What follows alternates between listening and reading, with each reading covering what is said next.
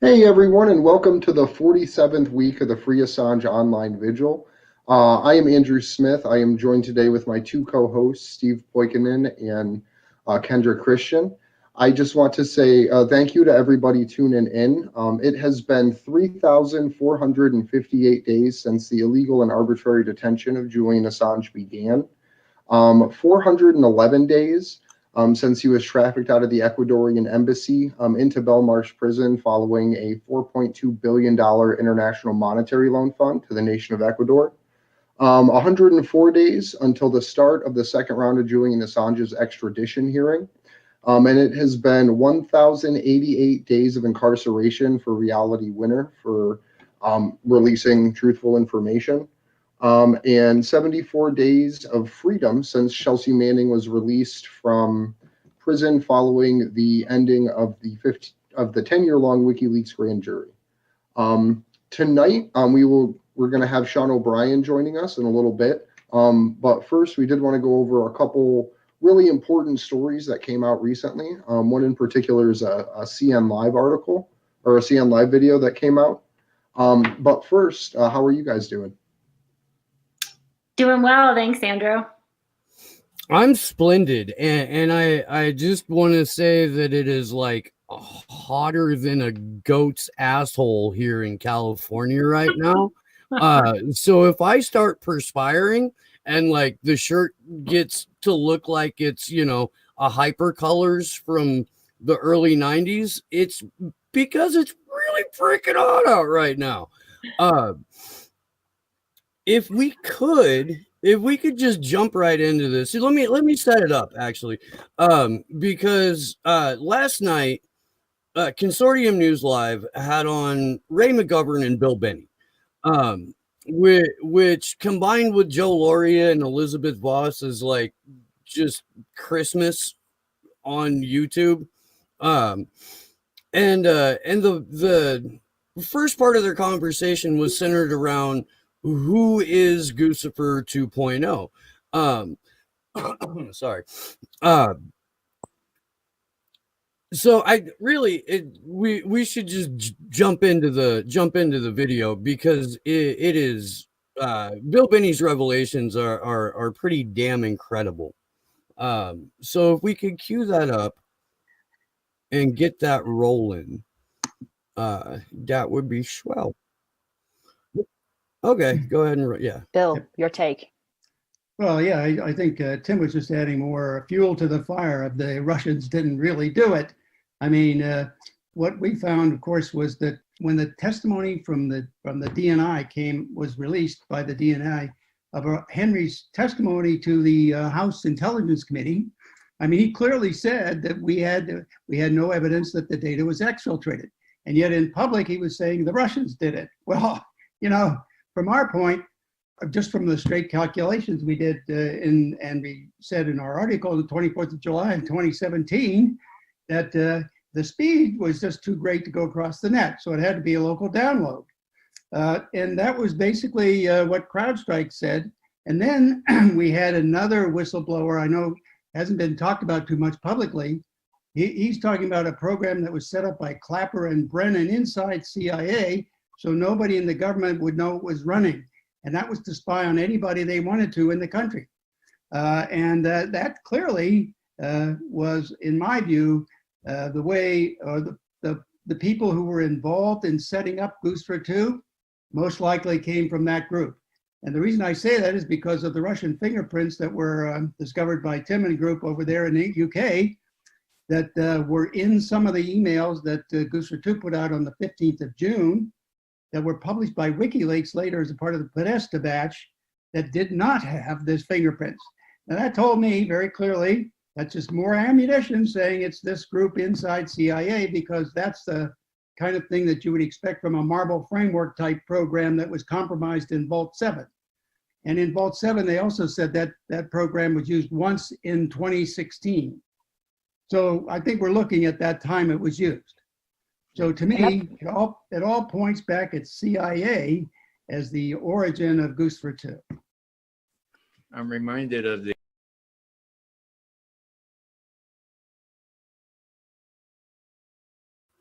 I want to draw attention to a couple of things here, and the first thing is a little bit ancillary, but damn near every time I've seen Bill Binney on camera, he's wearing that shirt, so it must be like his lucky interview shirt. I mean, it's weird. It's weird. It's a little weird. But that is what Bill Binney just said.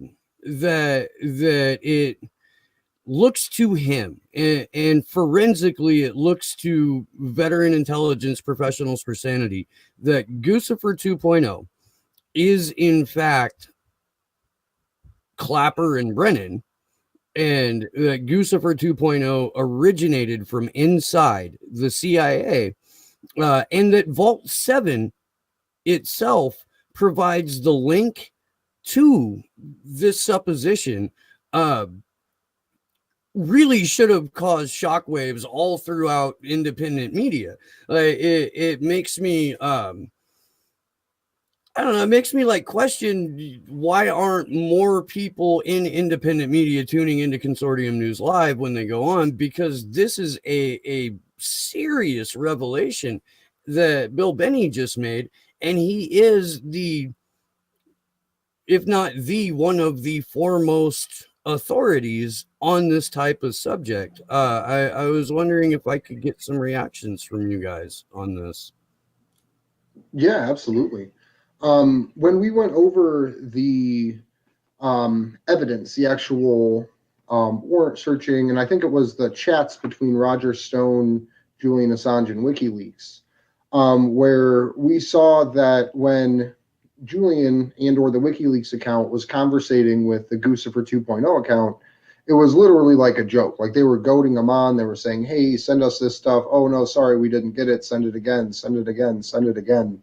And then even went as far, I think it was line like 48 or something like that, line 49, to call Guccifer 2.0 a Fed. Was like, hey, we just want to make sure that you're not, like up to some shady shit. You kind of sound like Fed. And like, so they WikiLeaks and Julian, in the situation that they were in, understood that this probably was someone trying to be nefarious that would later then frame them for any information that they put out. Yeah, I did have one question. What is the DNI? The Director of National Intelligence. Okay, thank you. Or the Directorate of National Intelligence, depending on if it's speaking as an office or as an individual. Okay, and did if Bill it's an Binney office, then it's ODNI, usually. Got it. Yeah. And did he say, I think I may have heard it incorrectly, but did he say that there were some of the Guccifer emails a part of that original Podesta release? What he said is that there were two specific emails that came out that didn't have these fingerprints. Right. That Vault 7, it proves that U.S. intelligence can go into something after the fact and alter the fingerprints of it to make it look like it was coming from a specific place. And that on two different points, in the Podesta, emails, these fingerprints don't exist.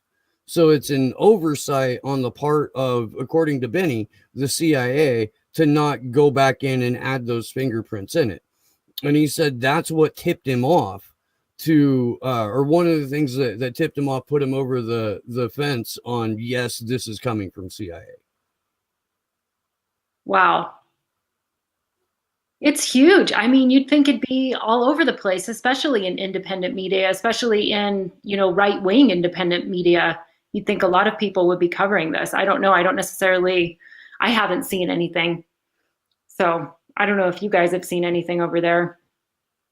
No, I still it's still hard for me to get people to acknowledge the fact that Sean Henry, the CrowdStrike CEO, was the handler for the FBI handler for Sabu, the member of LulzSec that flipped on the rest of the people that were a part of LulzSec and ended up bringing down a chunk of the anonymous collective in the process. But that's like even Aaron Mate, who reported on it, who was like, hey, look at what Sean Henry said. Sean Henry said there's no evidence of exfiltration of this data by the Russians. And as Ray McGovern calls it, the 35-cent word exfiltration, it just means it wasn't pulled out over an online connection or via hack. But in that testimony, like for Aaron to expose it and drop this bombshell, hey, look, pointing to these the transcripts of the Flynn investigation, where Sean Henry is out there saying, no, we don't really have any evidence of Russia hacking into the DNC. We just feel like they did. So that's what we're going to report as gospel truth. There's another component to that, and that component is Sean Henry was Sabu's handler, and that CrowdStrike, the CEO of CrowdStrike, was his reward for being able to flip a member of LulzSec and try to bring down the entire hacktivist collective of Anonymous, which they didn't do. Thankfully. But also, it's come out in tons of documents. I believe it was actually the Global Intelligence Files, the Stratfor leaks, that showed how intelligence communities were trying to inject information into WikiLeaks so that way they could destroy their accuracy rating and use that as a way to kind of drag them through the mud.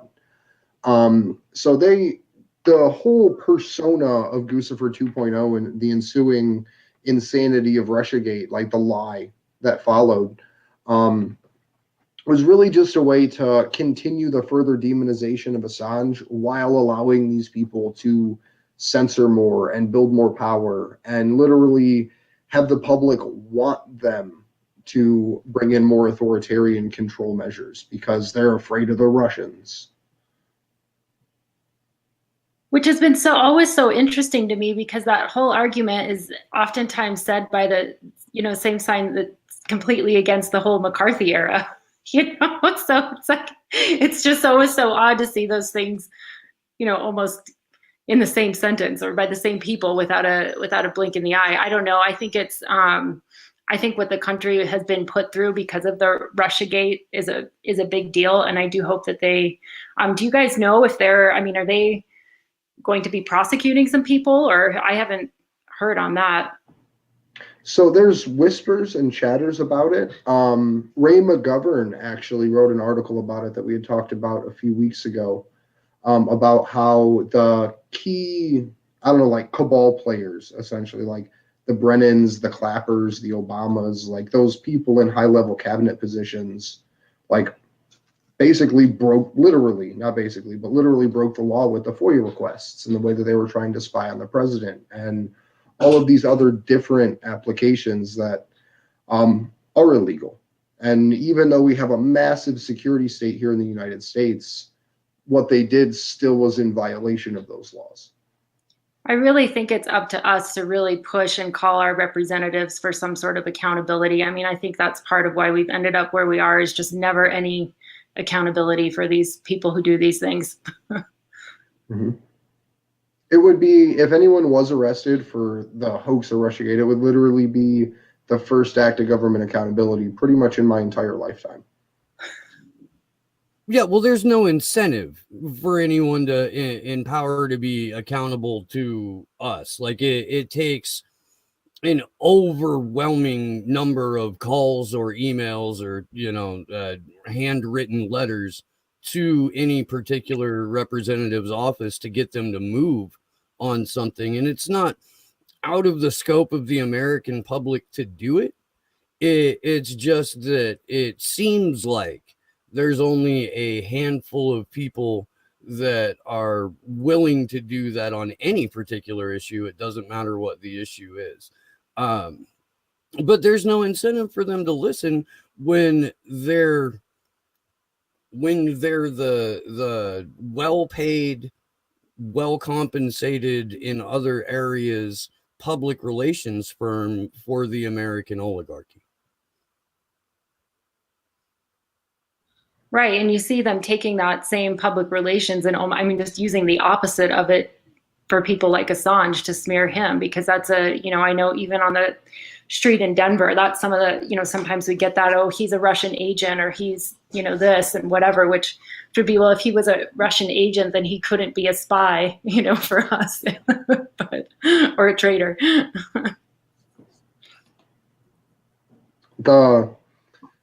The way that they're able to ingrain propaganda into people is crazy, because I was looking through articles today and it almost seems like the way that they do it is, even if someone doesn't believe it, there's just so much piled on there that people just like throw their hands up and have to just live within that bubble anyways. Oh, I'm gonna there's a question in the chat from Oz Whistles saying, I need a flow chart to track the timeline on all this poo. Which email leaks are we talking about? In this specific case, we're talking about the Podesta emails and the Guccifer 2.0 persona that, according to Bill Binney, and this has been speculated by people who aren't Bill Binney, but to hear it from the basically like the smartest guy at the NSA turned whistleblower, to hear him say that Guccifer 2.0 is in fact a creation of Clapper and Brennan and was ran out of an office at Langley as opposed to an office in the GRU or the FSB or whatever, is pretty monumental. So I hope that thank you, Rob Juno, for the super chat. And yeah, by the way, if there are any super chats on my show during a free Assange vigil, I make a note of it. And then when YouTube pays me, which is at 60% of what the super chat is for, 3 months later, I will throw it all into the GoFundMe for the next round of the DC trip. In the case, Rob, by the way, where you've like super chatted to Reverend Annie and whatnot, like I'll do that out of my own pocket immediately and then recompensate myself after the fact. But yeah, that's how that works. And thank you again, Rob. You're freaking awesome, man. We love you and you're very generous, and I don't even know if we deserve that. But to touch on it, in case the people aren't aware that are watching, we do have a GoFundMe going on right now, and I will drop the link, or one of us can, into the chat. But we're trying to raise money to get to the second round of the extradition hearings in DC. The hearings are in London. We're trying to host the protests here in the United States. If you can, please donate. This is going to be 3 weeks. We're working with tons of different organizations to try to get more and more actions built.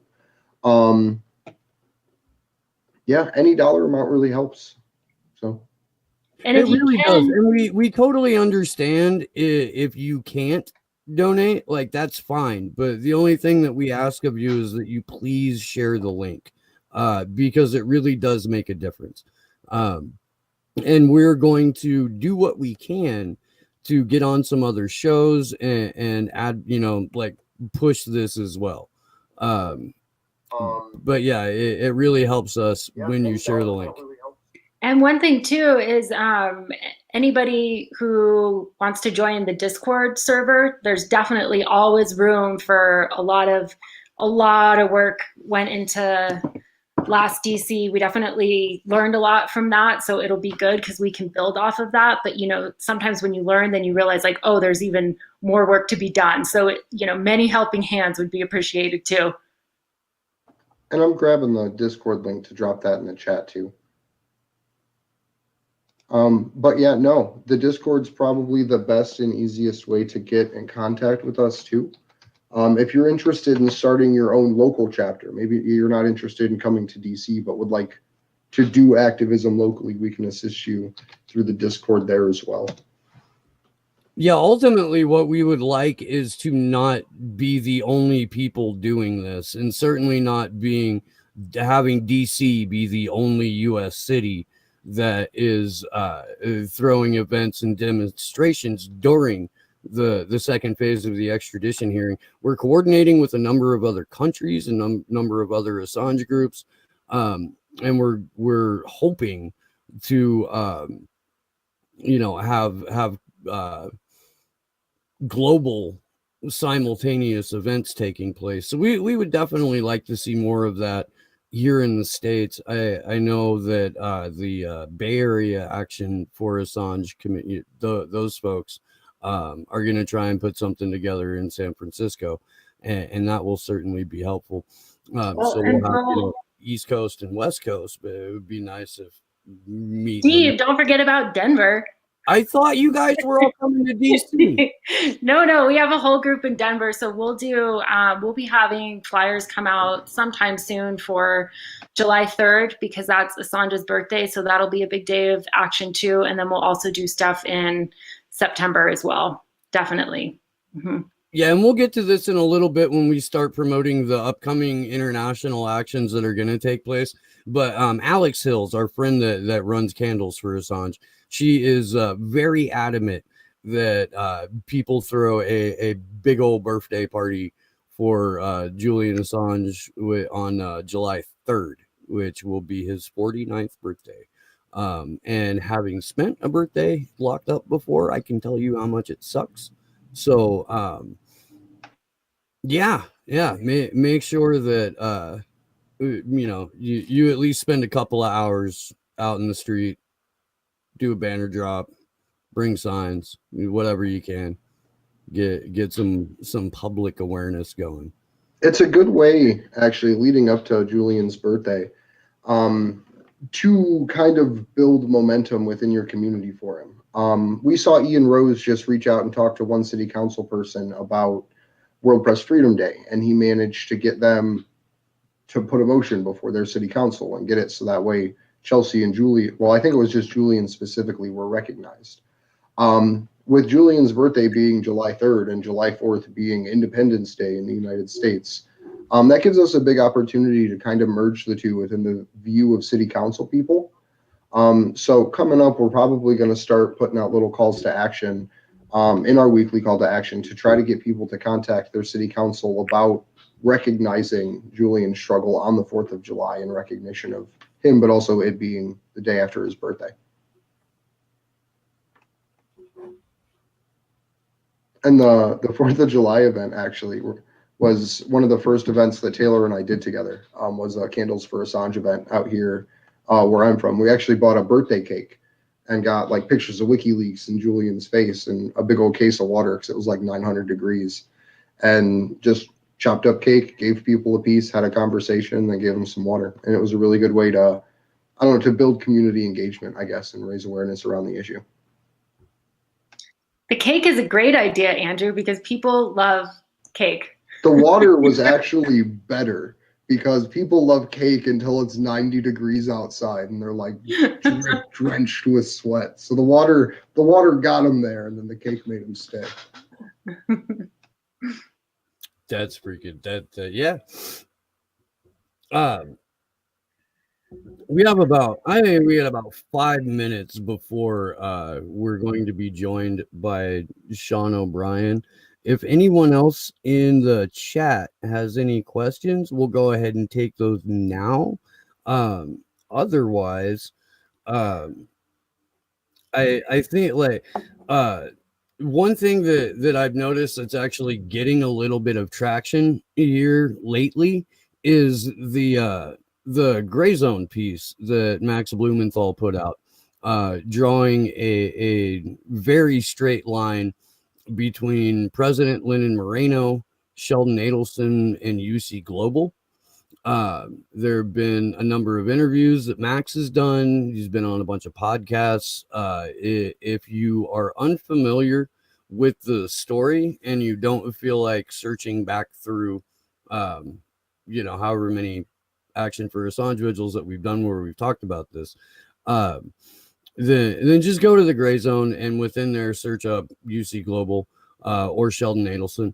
But this is something that you can take to your Trump supporting friends and be like, hey, what's going on? I thought he loved the WikiLeaks. Do you remember when your boy said, I love the WikiLeaks? We need more WikiLeaks. Come on, WikiLeaks. Let's have some more of this. It turns out that was performative. It turns out that was a festering pile of bullshit. And we know this because, number one, because of Cassandra Fairbanks. When we were in DC last time, we had the opportunity to hang out with Cassandra a little bit. We got an interview out of it. And she told us that Rick Grinnell, who is now the director, acting director of national intelligence, there's that DNI again, Kendra, that guy, he was appointed the ambassador to Germany. And as ambassador to Germany, he was the back channel between the Trump administration and Lenin Moreno, the puppet president of Ecuador, who, by the way, thanks to our friend Jose down in Ecuador, Jose said that Lenin Moreno transferred all of the responsibilities and power of the presidency to his freaking secretary and disappeared. His wife, the president of Ecuador's wife, was in New York last week. Nobody knows if she came back. It looks like the president of Ecuador is going ghost and is getting the hell out of his own country. So we're going to have Jose come on here soon and let us know a little bit more about this. But that crossed my vision a few days ago. I was just kind of blown away by it. I sidetracked myself. I don't even remember where I was when I started. I was going to say, we have a question over in the A4A chat. It's coming from Gerald Kelly. Question: are we in contact with Julian's lawyers or anyone in contact with him? I guess the short answer would be if we tried. We've sent messages out, we've put requests out for different things from different people, bouncing ideas off of some of them. But we don't have any direct channel. Like the fact that it's been reported 3 court hearings in a row that Julian Assange is unwell, we haven't been able to get a confirmation as to why or to what degree from pretty much anyone at this point, to my knowledge. No, I haven't seen anything either, Andrew, specifically as to what, how unwell he is. But then, just of note is, most certainly, tweets from Stella Morris and everything else, and Mrs. Assange, that we know of what's going on, that it's pretty bad. He's been pretty unwell for quite a while. So that situation only just wears on you further. Well, and this is one of those things that Julian Assange accurately predicted about a decade ago. Like, they're going to come after you through me. They're going to chase me to the ends of the earth, and the punishment is the process by which all of this happens. And he couldn't have been more right, and that's incredibly unfortunate, because it's something where you want the guy to be wrong about something, like the one time that you're actively wishing for Julian Assange to get something very, very, very wrong is this exact thing. At this time, I would like to welcome back onto the Vigil one of our favorite people. He is a cybersecurity expert. I'm going to call you an expert, Sean. You're an expert. All right. And you are. Good Lord. I don't have the Rona. I don't. I smoke a lot, and that's why I cough. But Sean O'Brien has a nonprofit that he started recently called Privacy Safe, and I would love for him to talk about that as we go into the Vigil tonight. But without further delay, please welcome back to the Free Assange Vigil the one and only Mr. Sean O'Brien. How are you, sir? Good, good, good. Thanks for having me. Heck yeah, man. We thoroughly enjoy it when you're on and everybody learns a ton, and we don't even feel like we were idiots beforehand for having not known it, which is rare, at least for me, when I talk to somebody who's experienced in the field that you're experienced in. Cool. I appreciate that. It's always good to talk to you guys. And the whole thing about being an expert, I try to be too nice to be a normal expert. So I do my best. But yeah, if you could smug it up a little bit, that'd be great. And we know that you're an expert. You just kind of talk down to us a little bit. Occasionally look over at me and be like, got to work on it. Once you appear in a hot dog, though, there's really no going back. See, it's my own fault. Yeah, I'm a little beet red today, but no costume, unfortunately. So, got some sun, though. Computer guys get them every once in a while. Get some rays. But yeah, so I'd love to talk about Privacy Safe. Privacysafe.tech, if you guys want to go out to that site. We're a nonprofit that is focusing on remote education, and also we're doing IoT devices, so little mini computers. We were working on these things in the past, trying to get cool things like Tor, the anonymity network, working on them. But now we're focusing on healthcare. So I just got off the phone today with Luis Falcone, who's the project leader at GNU Health. That's a hospital information system. We're going to be rolling that out on these little devices, specifically for things like testing, just basic personal health tracking. And hopefully that's going to coincide with the release of a mobile app as well. So the idea is get into people's hands the ability to keep track of your own health, not have to do it via one of these, surveillance systems that exist in most places. And the way things are, I mean, most people don't want to go to a hospital unless they really have to, and probably shouldn't, right? So in times of crisis, in rural areas, they just did a deployment of GNU Health in Tanzania. Very, very cool stuff for those kinds of environments. So that's what we're working on. And what I'd like you all to know, and the folks watching the stream, we're doing digital self-defense classes. So the type of stuff that I've talked about a little bit on this stream, Slow News Day, some other things. We're going to do live classes. You sign up for a membership for the nonprofit. You get, we're talking $2 a month, $5 a month, $8 a month. So just enough to kind of keep us going. And you get classes as they come through. So I'm on the schedule right now for digital self-defense. We're going to show you how to be more anonymous, more private, more secure online, more anonymous, hopefully completely anonymous. Working on that. But we're also going to, yeah, very cool stuff. That's badass. I know I recently met some people who really could have used that. I'm going to tell a little story here, which is completely like just sidebar, but I think it will tie in. About 10 days ago, 11 days ago, Vice News, which I don't normally check out too often, dropped an article that they had got documentation that grad students who were TAs at the University of California, Santa Cruz, had been targeted and surveilled using FBI and military grade surveillance tech, and they were doing a wildcat strike.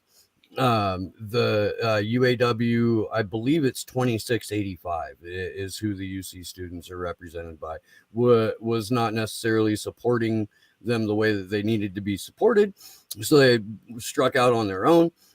They shut down campus a couple of times. They were refusing to teach, refusing to grade, and as a result, Janet Napolitano, who is president of the UC system, also former Department of Homeland Security director under Barack Obama, which is a weird transition, I think, going from director of DHS to running a university system.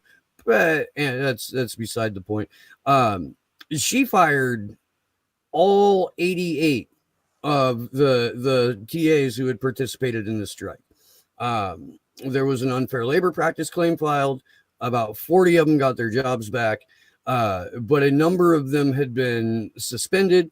The gentleman I spoke to, his name is Carlos Cruz, he's suspended for 2 years 2 years, a PhD not candidate, but PhD student in the PhD program, and suspended for 2 years. And this is, entirely without pay. He was already had a part-time job where he was working 24 hours a week at a group home just to kind of supplement his income because UCSC wasn't paying them squat. But to find out that this level of surveillance was being deployed on people who were simply striking for a livable wage as opposed to a laughable one is pretty concerning. And if it's happening at UCSC, like one of the more liberal or radical institutions on the planet, like Angela Davis taught here, she's still a professor emeritus. Huey Newton was getting his PhD at UCSC. Yeah, they tried to stitch him up on a murder charge, which it didn't work. But I mean, this is where Huey Newton decided to go to get his PhD. Like, it's not without its history in radical activism. But if they're doing it at UCSC, Sean, they've got to be doing it at Yale, at Harvard, at every other major institution in the U.S. Yeah, I mean, I'm glad you brought up that story because it's a good jumping off point for a few things. The first one is it's not really that surprising, unfortunately, that someone who headed Homeland Security is now the head of a university system, right? We're starting to see that more and more, especially cyber warriors. So people in my quote unquote field, a lot of them are coming from the NSA, the CIA, and so on. And then they're leading a department, right? They're leading a business school or leading, some legal, which is really scary, or, a cybersecurity curriculum, right? So one of the things that I try to do and is good to know about the way that I try to teach and the folks we're going to bring on as well. We're going to have some other people doing classes. Haven't announced them yet, but they're going to be related, privacy, security, right? We're getting people who think about privacy and security from a real autonomy standpoint, right? We're not bringing in a lot of military jargon. We're not talking about this as if we're doing cyber war against the enemy, right? A lot of that stuff sort of, ends up getting in the mix. And we think about it in other contexts, which means the tools you use are different. We don't focus as much on things like threat modeling, right? Because it's one thing to say, hey, I'm snowed in, I'm on the run, I need to use this basket of tools to keep myself safe. It's another thing to say, hey, I need to stop using, Instagram because in 20 years, this is going to come back to bite me, right? So those kinds of things with privacy we're talking about, and I'm glad you bring that up. This example, another thing about it, I now know way too much to ever, sort of say to someone, hey, you're not being targeted, or, that isn't happening, right? It's difficult to know, right? There are times where I've second guessed, hey, this weird thing happened with my computer, or this weird, there's a van outside that's parked outside my house, and you don't know exactly what's going on. But the more we learn, the more we find out how routine this stuff is, right? And at elite universities, I mean, there's some of the places that are most surveilled, as you correctly point out. One of the things we learned from the Vault 7 disclosures, which were the 2017 leaks to WikiLeaks, right, was that certain platforms that are used by elites, especially elite students, iPhones, for example, which are very, very popular amongst, upper middle class, upper class, et cetera, and I mean, at Yale, it's all iPhones, right? It's almost all Macs, those were the target platforms, more so than the platforms that, the quote unquote average Joe would be having, right? So, yeah. Now that, I mean, it doesn't surprise me that you'll find more expensive equipment at a more expensive university. But let's say we could go back in time like 3 months. What advice would you give to students who are getting ready to go on a wildcat strike? Like, how could they make themselves a little bit more anonymous, like not without giving away all of the tricks of the trade that are involved with privacy safe, but just sort of a general thing. And there was a question in the chat too, like what does being anonymous matter if Gavin Newsom is unleashing 30,000 contact tracers in his little Gestapo snitch army? Right. Okay, so if we're going to have organizing at all, we have to try to be more private, at least in certain contexts, right? Obviously, when you're exercising your, you're using your political power, organizing, protesting, doing strikes, and so on, you're making yourself into a target to some extent. The best you can do in that situation is try to mitigate and not be a nihilist, not say, hey, screw it, let's just openly organize on Facebook. All those things invite, infiltration, for example, and who knows what. Right. So what I usually recommend is actually first having a basket of tools that at least a small group of people, in a strike, the main organizers, the people who are really doing the planning, are willing to use and understand. So if you and I were going to do, an action, we meet over, let's say, a platform like this, right? Jitsi Meet, right? And we have a conversation about exactly what we're going to use. We're not going to go on Twitter and use maybe Twitter DMs, but we're going to use, Signal to talk to each other, or some other platform, right? And just making sure that everybody, as wide as you can cast that net, understands that these are the tools to use is really helpful. There have been a lot of cases, especially with student strikes, but also with labor strikes, where folks will post things to like a public Facebook page or something like that and give away information that, sure, it can be found out through surveillance, right? But why give it away? And as you know, part of the strength of Wildcat strikes is that you're doing it fast, you're doing it in an unexpected way, right? You're trying to bring together people from different industries, students with labor organizers, maybe, et cetera. So that kind of action, you have to be very careful about your tool set, right? Knowing the whys, why you're using that technology, knowing the hows, how to use that technology, and then identifying a few people in the group who can sort of be tech support is really helpful. So maybe you don't necessarily use the most private stuff in the world, right? But at least you know what tools you're using and you can use them and you can be quick about it and you're not going to screw up by, sending a text message, which creates a data trail that can be subpoenaed or something, right? If you start doing that, you're going to be a little better off. The other thing that I always say is if you can, cover your face. And that was harder to say, a couple months ago, right? Because you can make yourself a target for, oh, this person's trying to, do something nefarious. But now that we have, a pandemic and into the future, I think wearing at least partial face masks is going to be pretty normal. One of the things we know about this facial surveillance tech is that a lot of it's been overblown. So the companies now are starting to really scramble. There was a good piece that the ACM, which is a big computing group, put out where they were worried. They were like, oh my God, a multi-million-dollar industry might disappear because the cameras can't look around the masks and recognize faces, right? I say good. This is great. Right. Thank God. But that's a good sign for us, right? That means there really is some overblown marketing about the ability of these cameras, because there were a lot of companies up to that point, definitely, some of them I think were lying through their teeth, and some of them probably have reasonable, they can detect people. But if you can now, cover your face. And then, beyond that, the same stuff that we know from protests that works for, making sure you have a medical kit and things like that in case something goes down, somebody who's designated to be the person you go to if you need some medical care, right? We need to start thinking about technology that way. So we had a question actually in the chat a little bit earlier, just before you hopped in, Yep. That asked, what kind of movement will it take to get Julian out?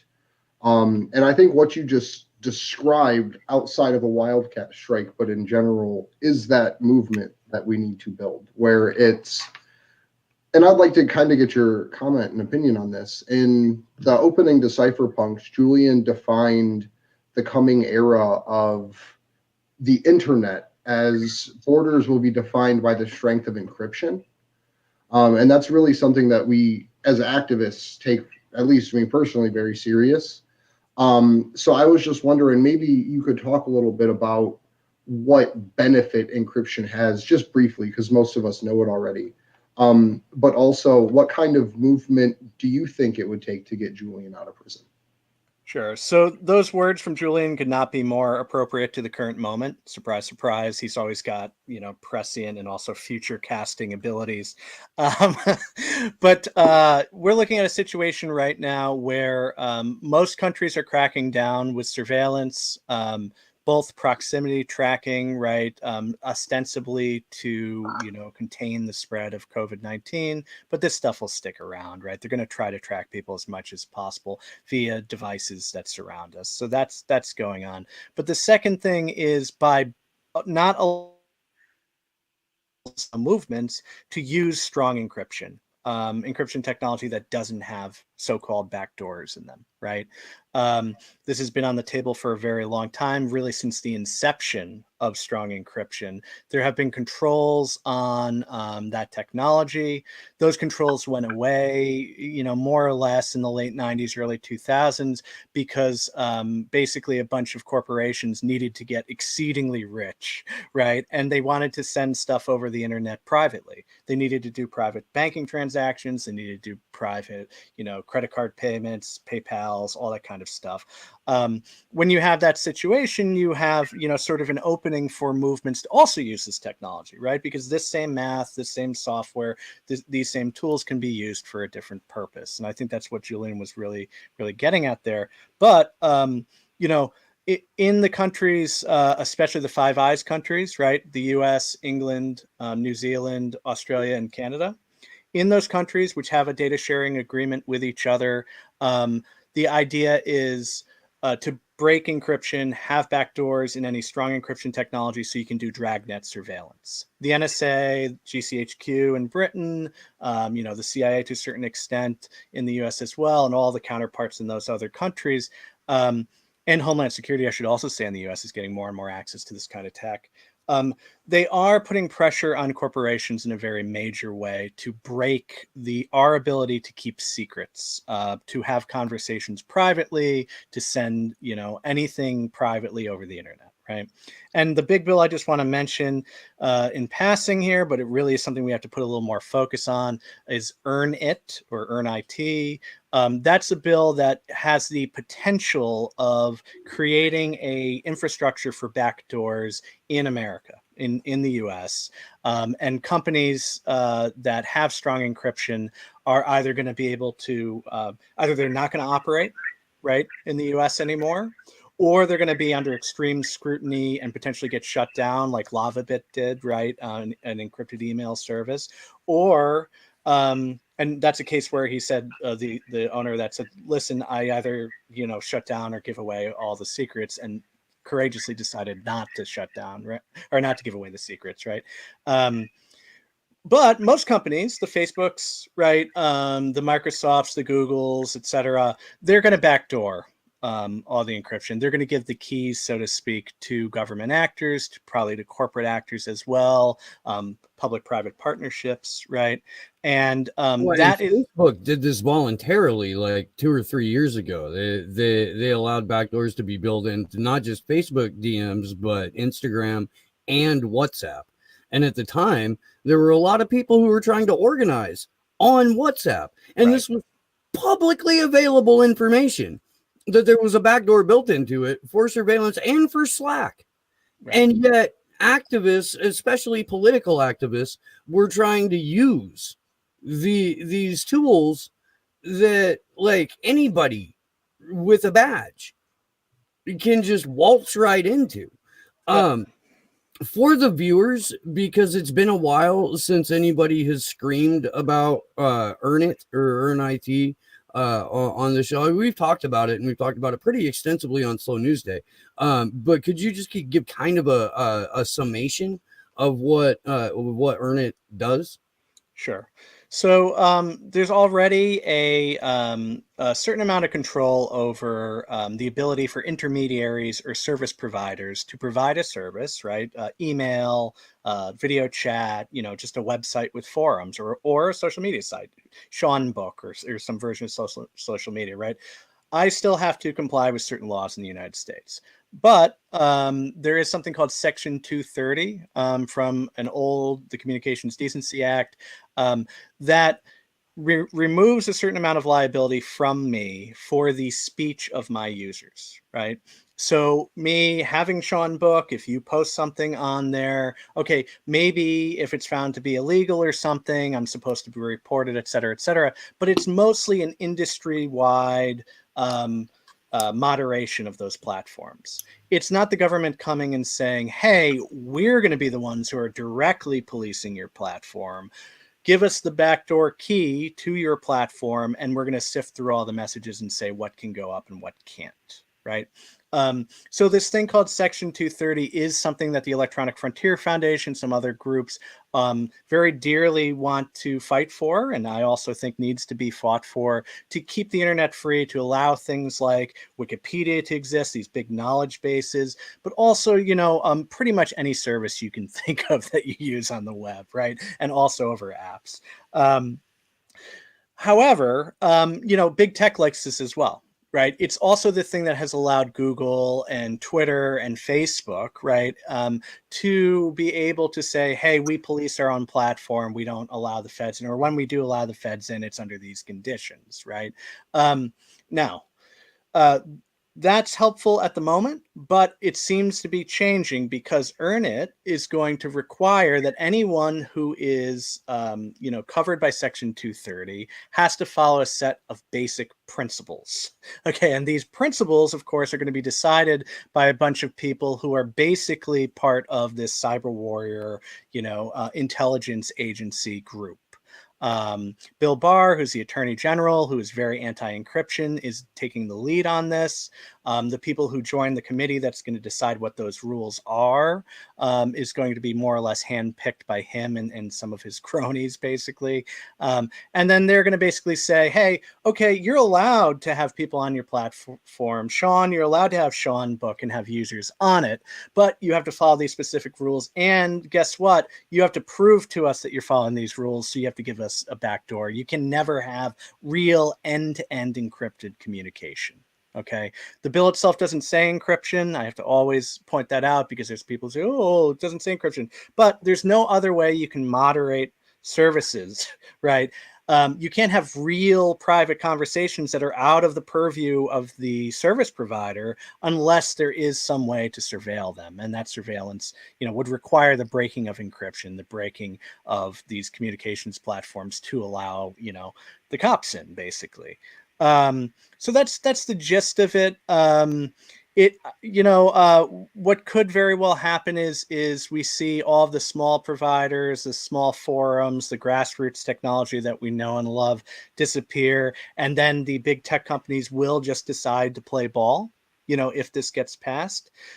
So although, like I pointed out, you know, the Googles and the Facebooks and so on have made a lot of, you know, money and very powerful empires because they didn't have to have this burden of surveilling their platforms. Now that they are, you know, kings of the mountaintop, so to speak, they can just turn around and you know, create some sort of surveillance apparatus. And I'm sure they will find some way to do that if this is passed. So it could be a really awful problem, akin to what went on in Australia when the anti-encryption laws were passed there, and potentially akin to what's going on in the UK. You know, there's some emergency laws that were passed under COVID that don't look like they're going to be lifted anytime soon. So, yeah, and I'll let Kendra get to her question real quick, but at least in the case of the UK and Australia, and in part here, the company that's running all of those surveillance and tracking apps is our old friend Palantir.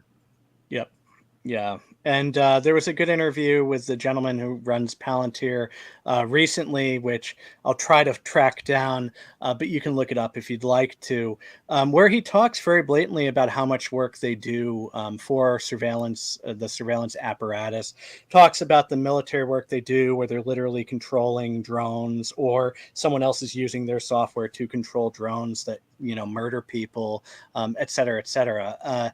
And it's very interesting to see the cognitive dissonance, right, in the conversation. On the one hand, he's trying to be transparent and show how, much of a humanitarian he is. And on the other hand, he's really revealing a pretty awful side of himself. So, and his company. His own employees called him a monster. We found that out in the Stratfor Global Intelligence files. And he recently broke up with Donald Trump. It was amazing to me that as soon as Palantir got all these contracts from all these Five Eyes countries for Palantir software to run all of their own health apps and snitch apps, suddenly Peter Thiel didn't need to give Donald Trump his money anymore. Right. And Peter Thiel, by the way, is also the person who has been investing quite a bit in this facial surveillance technology that I was talking about. Some of the worst firms are the ones that he's investing in as well. So you're going to see convergence of all these things. But yeah, onto the Julian thing, or back to the Julian sort of national borders, right? Where the encryption laws are, how they're controlled, how encryption is controlled and legislated and regulated is really going to define how much autonomy, privacy, and freedom, people have, and also where movements are allowed to sort of have uptick. Right. So protecting encryption is really, really important to allow people to organize in the streets when we can do that again. So, yeah. So one of my question was basically, and this will probably show my technological ignorance, but I think I am going to sign up for your classes, Sean.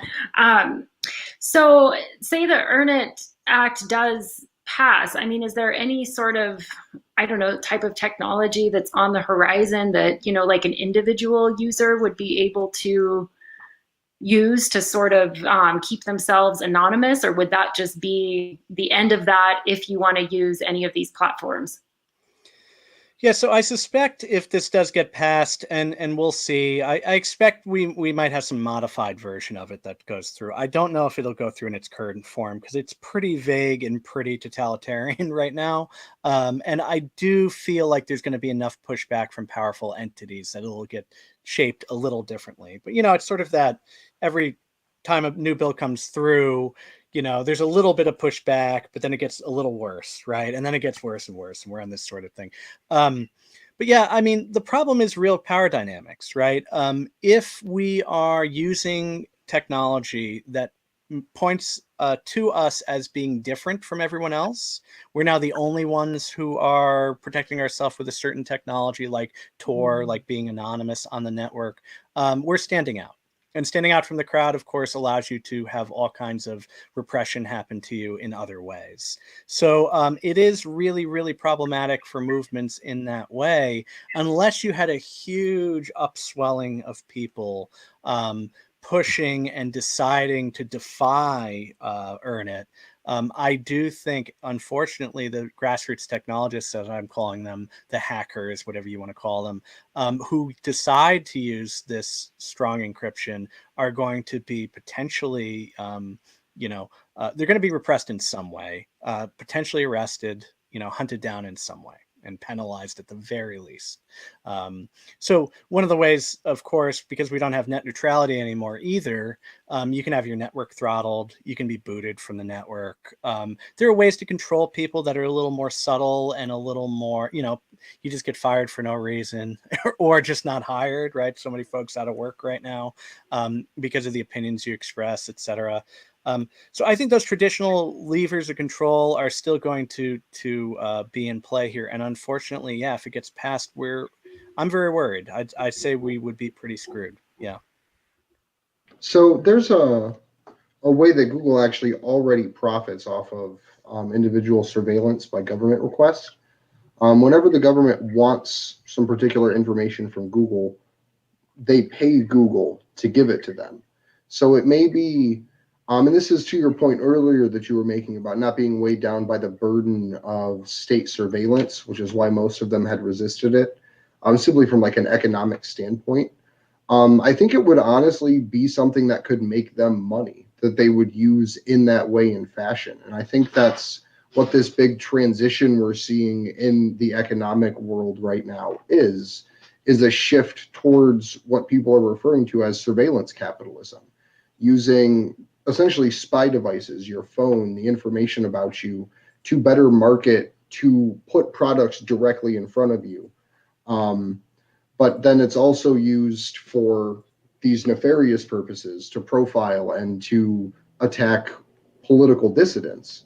So the infrastructure and maybe the lack of public outrage or awareness given all of these may actually create a situation where Google and the federal government can slip some bullshit through like this, that they would make billions on the back end, and on the front end just give everything over to the US government that they already have it. So that's quite terrifying. And I've heard a little bit about this. I'm not sure how much that scales, but they could make it scale, right? And we could see a very drastic shift pretty quickly. If that sort of thing starts to happen, right? If EarnIt passed and it were also filling the coffers of the private surveillance capitalists out there, it's very akin to the type of surveillance and the private-public partnership we see in China, right?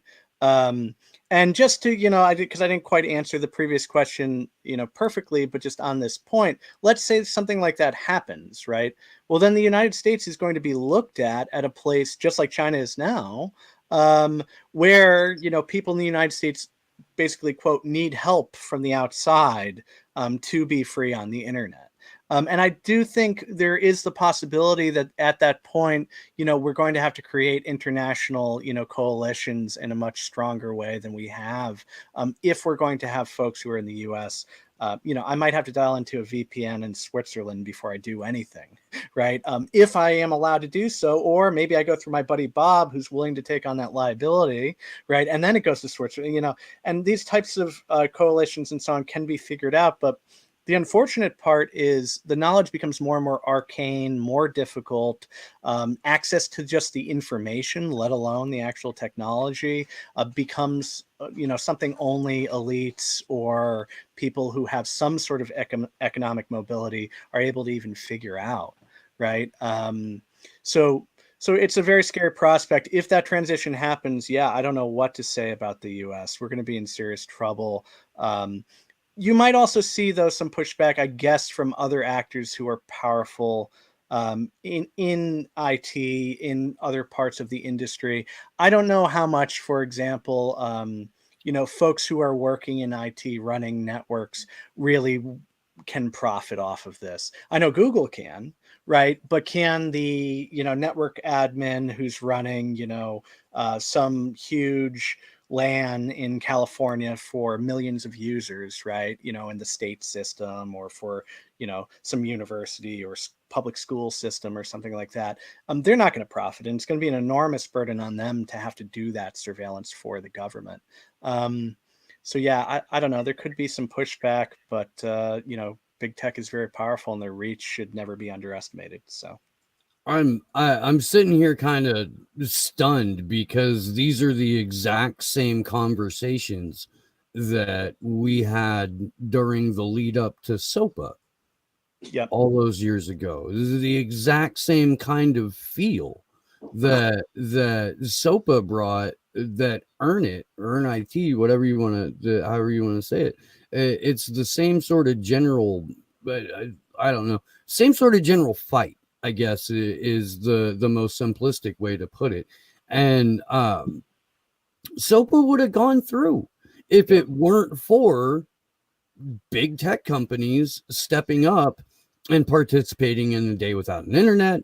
Do you feel, Sean, that, I mean, Google aside, are there enough big players to go ahead that would participate in another Day Without an Internet style event? Like, is that something that as activists we should be kind of thinking about trying to organize along with what we're currently doing inside Action for Assange? Sure. So first I want to mention, if we are thinking about that and thinking about that as being a viable, way to call attention to this, which I think it very much is, blackouts on websites across the web, right? Then the group we really want to look at and we really want to support is Fight for the Future. They were very instrumental in doing that and doing some other pretty big events. Evan Greer, who is over there, who we had a conversation with a couple weeks ago about activism and COVID and so on, is the type of activist you want in that fight. But I do agree with you that if we did not have those big, powerful corporations step in, it still would have been, I mean, it was very nail biting there. And I think we have a generational shift, unfortunately. So one of the things that's gone on is folks who have grown up now in the generation after mine, right? Whatever we want to call them, Gen Z or whatever. I hope they don't call them Zoomers, or if Zoomers, I don't know what's what. Maybe that's the generation born now. But anyway, whatever we call that generation, those folks have grown up with smartphones, right? And they've grown up with walled gardens. So apps that ostensibly give you chunks of the internet, but are controlled by one company, gives you sort of a siloed understanding of how networks work, don't give you the kind of community feeling or, you know, understanding of free speech and really tech liberty that I think a lot of millennials had. Which is why I think, you know, these previous bills, SOPA, and then all the other things, PIPA and the variants, were able to be stopped. If we are unable to get, you know, the people using TikTok and the people using all these other apps to also care about this, right, to care about Earn It, then I think we are a little dead in the water, because it could very well be that most network activity is happening on those platforms and not the spaces that we consider the traditional internet. You know, we live in an environment where most traffic that's going through the pipe in the United States, at least, is actually just video streaming. And we don't traditionally think of that as an internet service, but, you know, if you were to roll it back 10, 15 years ago, that was not what people were doing on the internet, right? Passive entertainment. There was a lot more active community building, information sharing, and a lot of that information sharing, sure, it was entertainment, right? Piracy and everything else through BitTorrent. But, you know, that's also a good way for people to get exposed to communities, exposed to the idea of free information. Wants to be free, right? Actually being able to share something with someone that's interesting or whatever, gives you a chuckle. And that sort of thing is just happening in these, you know, in a TikTok, right? In these other platforms, in Facebook, in whatever it is. And, you know, it's going to be a hard conversation to have with that generation. And I'm not trying to put everything on their shoulders, but we know movements like this are only successful if we can get the youth mobilized, right? So I think we're going to have to think more about that. When I teach, I have a lot of people who have grown up with a smartphone, and many of them may use the smartphone a lot more than their laptop, right? Yeah. And there's certainly plenty of people who are not in school who are only using phones, right, and not using laptops at all. And if we can't bridge the gap there, right, and get those folks involved in internet activism, then yeah, we're in quite a bit of trouble. But we need to start moving. And now that I'm even talking about it, I'm getting a sense of urgency, and my palms are sweating. It's easy during COVID to sort of put these things aside, but yeah, Earn It is a big deal. And by the way, I think they are trying to be cute, saying you got to earn it to you know, whatever. So yeah, because they're like an arbitrary set of good behavior standards that you're supposed to follow. And again, I can't stress this enough. The Earn It Act is being marketed as something that is to protect the children. And of course.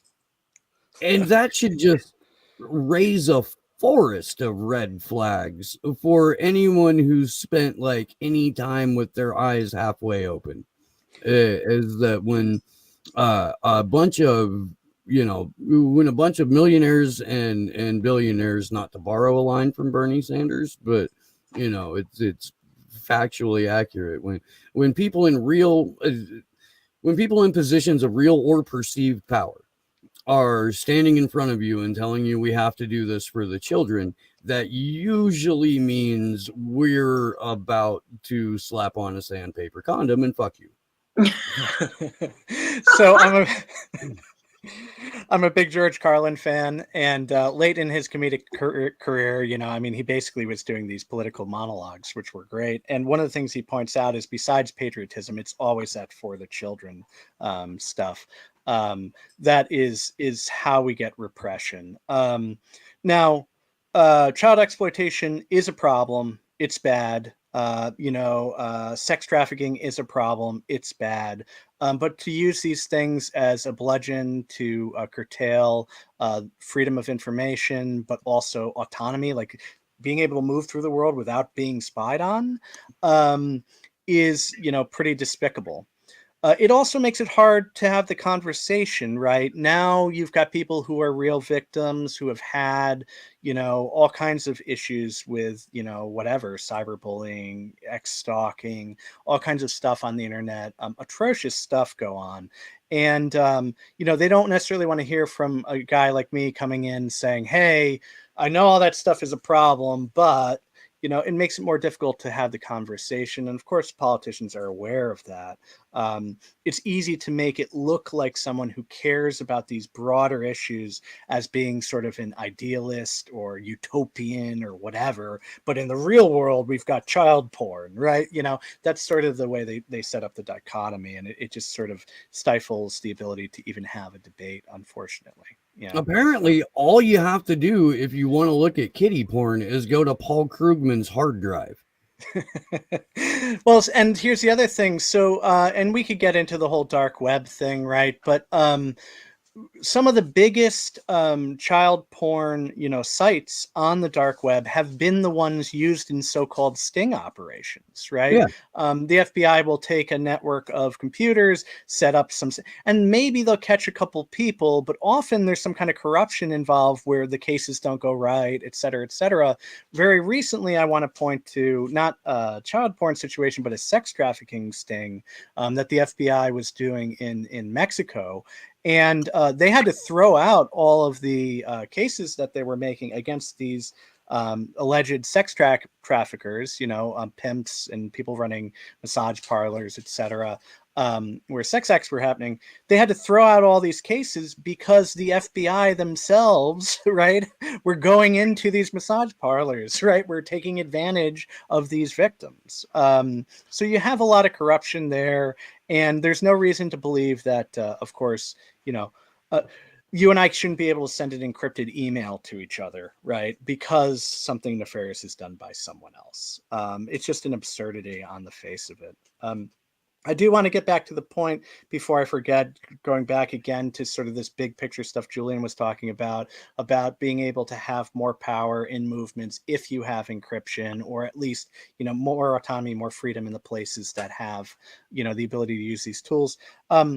We saw a lot of hacktivists or so-called hacktivist energy, again, 10, 15 years ago, right? And a lot of that around what was being called anonymous, people wearing masks, getting in the street. We know there's been some, solidarity there with Julian and WikiLeaks and all kinds of other movements. I do expect we're going to see something like that come out of what's going on with the pandemic. We're going to have a lot of people who see the world a lot more malleable than they thought it was. And they're going to have their eyes open to a lot of things, a lot of information, like conversations like this, that will really, I think, change the way that they look at the world. The same old questions of organizing are going to apply, right?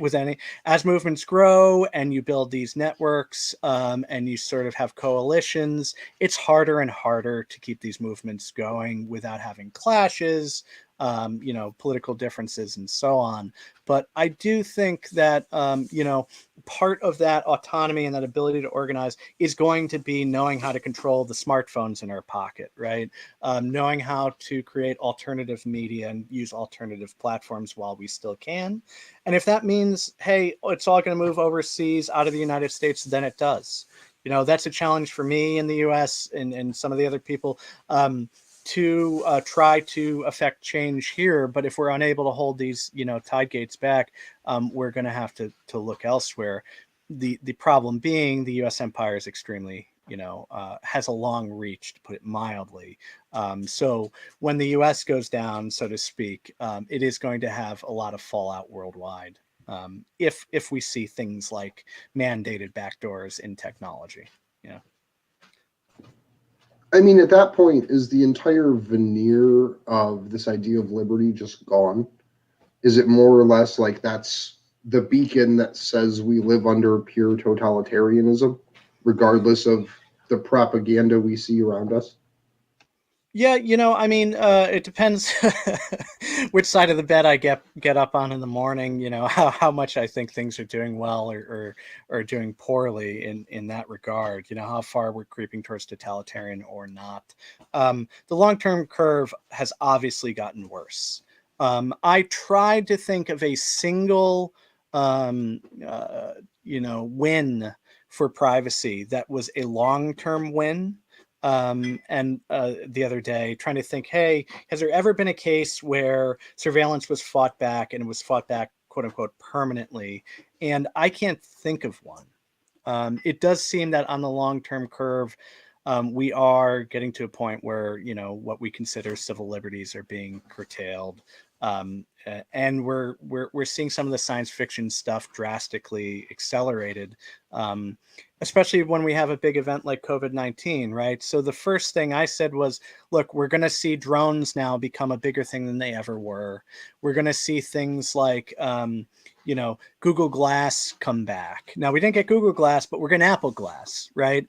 These technologies that have sort of failed, that have a very strong surveillance element, I think are going to be tried again in crisis environments like the crisis we're in.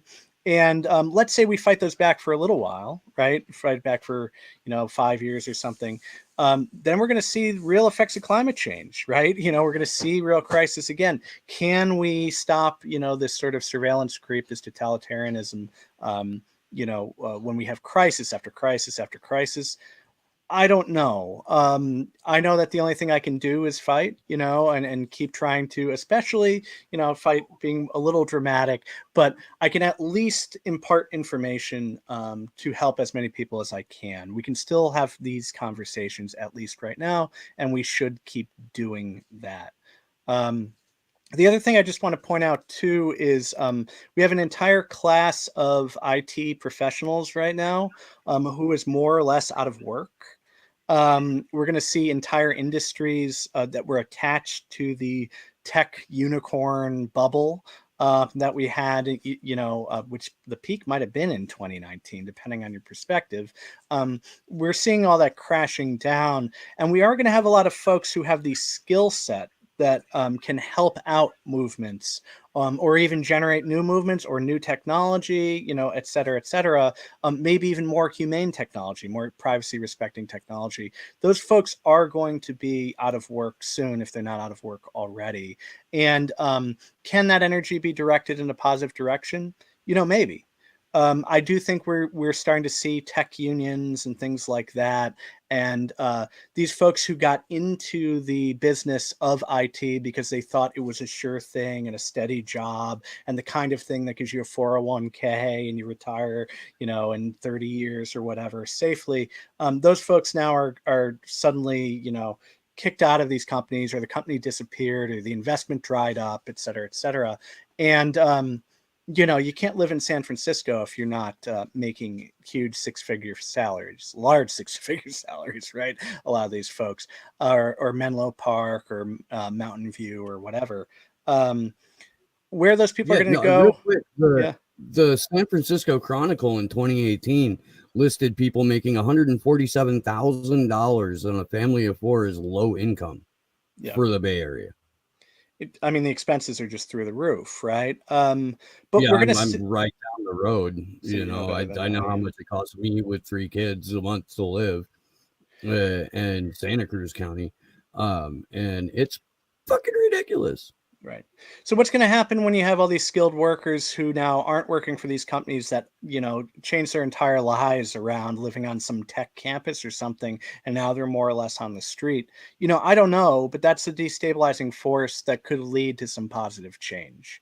I'm not trying to look to some sort of tech vanguard to save us, but I do think we need to think about bringing some of those folks into some of these concepts we're talking about. Real grassroots movements, real grassroots technology, trying to remove some of the borders between what we call the digital world and what we call the physical world, because in reality, there isn't much of a distinction these days, and maybe never really was, right? So Yeah. Well, and look, man, if we're going to be ruled by soulless technocrats, it's going to take tech savvy people with a soul that have the skill set and the tools to be able to help us fight that battle. Like we can't, especially like I'm pretty tech dumb, and for me to be like I can organize, I can get people in one location, I can bring people to the streets, but I can't myself wage a battle against technocrats because I don't personally have that skill set. So we're going to need that. And I do think the conditions are right for it. We basically had armchair activists now for almost a decade. right. Occupy really, well, no, I guess SOPA and that was 2012 or 14? 2012. I think it was 2012. 2012, yeah. If I recall. Yeah, so it's been, I mean, it's been at least 8 years since we've had like real asses in the streets over something. And I think the conditions are just about perfect for it now.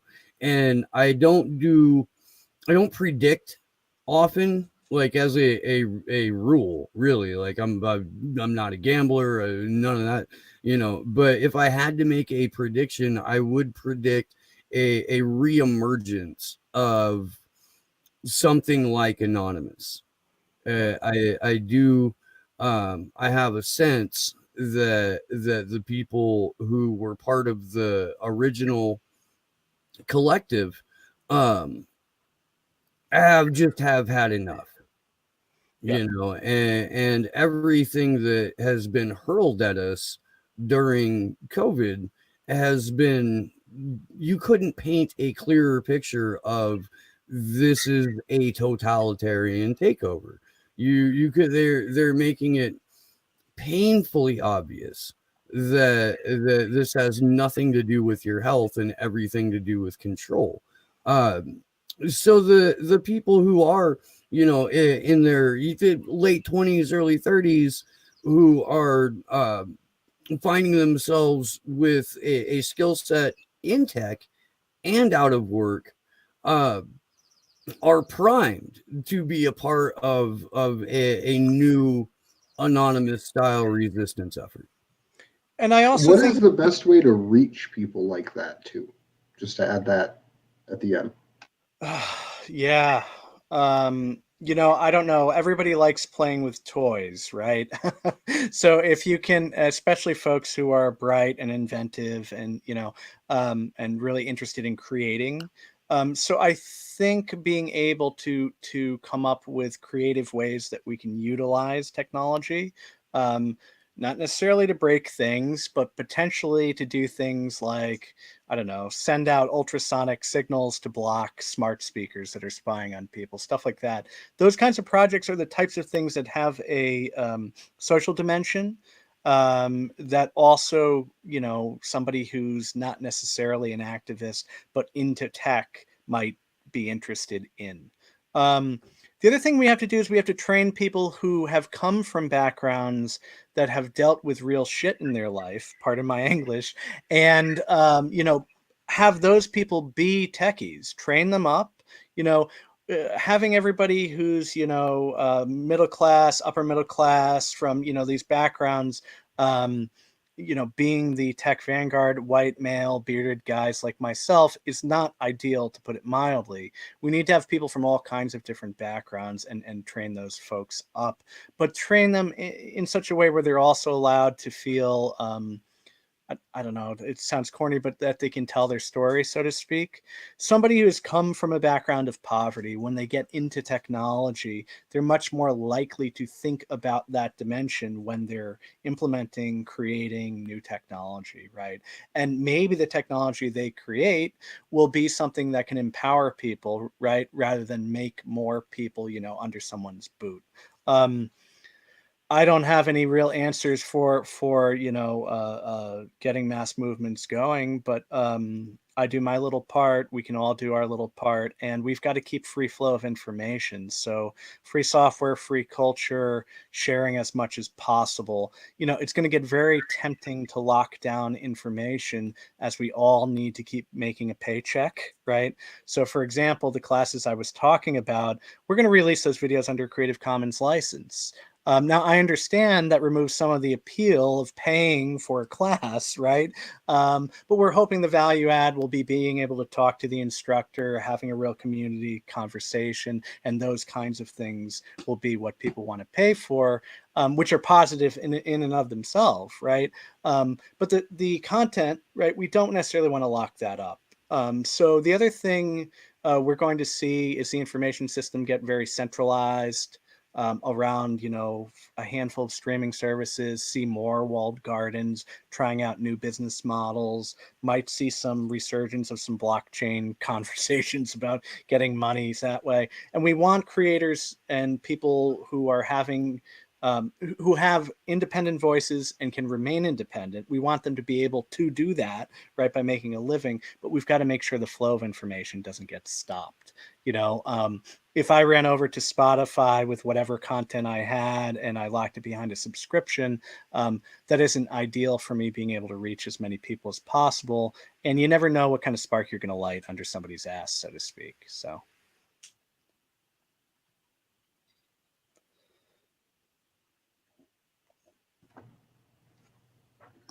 I was keeping it over. I wanted to see if someone else wanted to hop in. Steve was muted. But Yeah, no, I was trying to listen to our tech guy who told me to put the A for A email address in my chat, but I have to stop doing that. So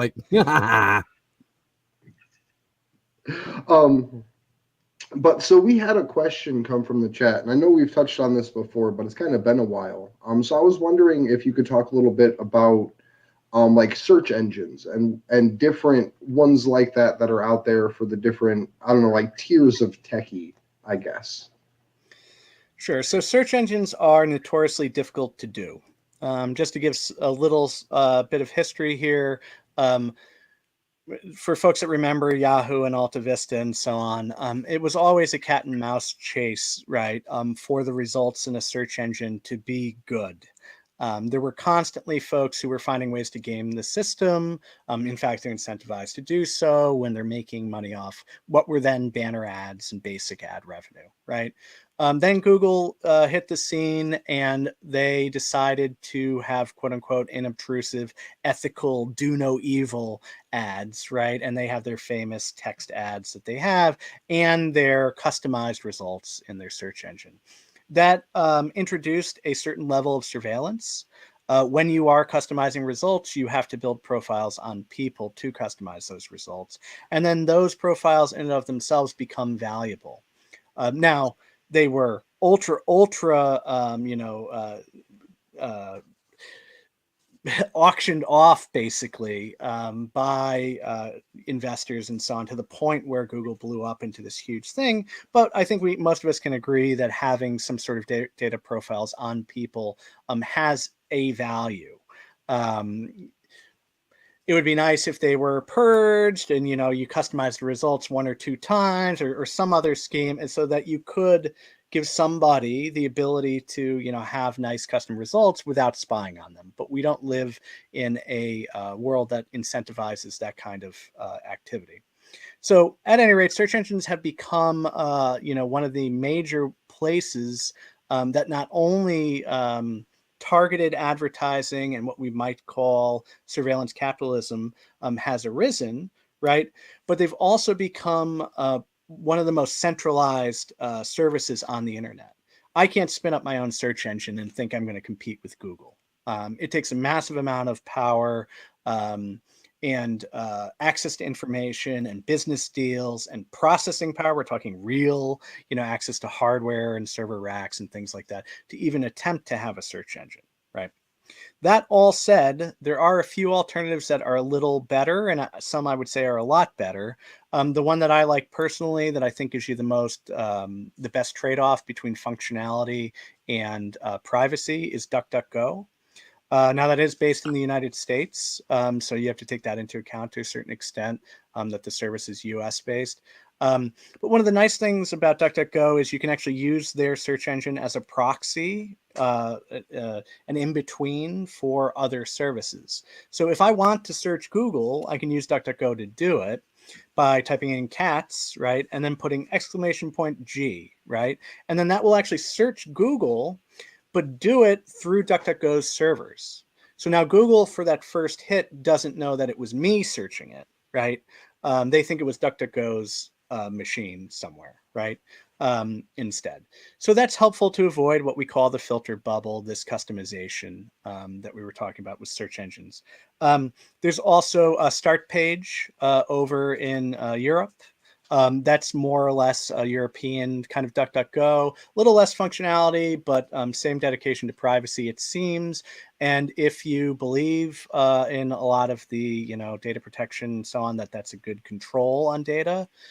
Sure is still out in my opinion, but if you believe it is, then maybe you want to use a European search engine. So that's a good choice. There's Quant, QWANT, which is also European. They seem to be okay. There's What about Disconnect. Brave? Okay, so Brave, to my understanding, is using DuckDuckGo. Okay. Yeah, for No, I recently had somebody suggest it to me, and I Yeah, like so- to check with you before I make a tech decision. You were a sleepy Josh. Like like that's Yeah, there you go. ask the mechanic if I'm about to tear into my car. And that's exactly that. But listen, I'm always learning too. So but that's exactly what we're talking about, where we have to have conversations, and I hear that less and less, by the way. I hear more people arguing over technology rather than saying, hey, what do you recommend? And then trying to take that information back and trying it out. We need to have more of these convos, which is important. Brave is basically a fork of Chrome browser, which is Google controlled more or less, because the core of Chrome is something called Chromium, which is free and open source software. Brave can take that, yank out the terrible Google bits, and put their own stuff in there. I like Brave. It has an ad blocker built in. It has a few other cool features that are great, that stop tracking on the web, force SSL connections, which creates encrypted connections between you and the website, right? And also it has something called a basic attention token, which is a sort of a blockchain incentivizing thing. I'm not really huge on that, but if that's your thing, try it out. The idea is basically you can get paid for looking at ads, or at least get something for looking at ads. So maybe that's a revenue model that can replace Google. I'm skeptical, but some folks are working on that. Now, there's two other search engines I should mention. One's Disconnect. Disconnect is similar to DuckDuckGo in a sense, only it actually only spiders Google content. So you can use Disconnect to search Google more privately. And then there's something called Search, but it has an X at the end. So SEARX. That's actually interesting from a technical standpoint because it's actually decentralized. Meaning there is no centralized server that's running the entire show.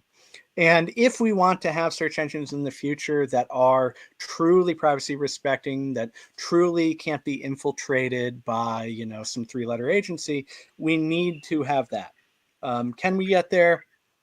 It's going to take a lot of people helping out, but it is a hard problem. Search engines are not the easiest thing to get right. Google, which I mentioned, has relied upon a lot of free services. They won't talk about this, but there's been plenty of academic work done about it.